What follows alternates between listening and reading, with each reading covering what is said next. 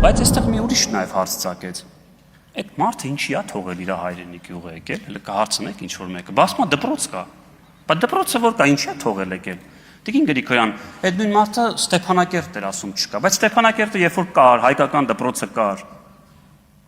Ձեր առաջնորդը ինչի տենց դուրս եկավ այնտեղից ու այլևս երբեք չվերադարձավ։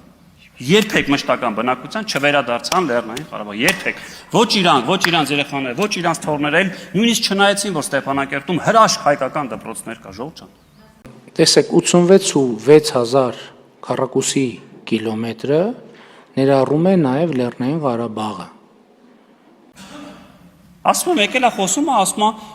բանը, կտանեի վայք, բայց դու ընդհանրապես չես եկել Երևանում ապրում։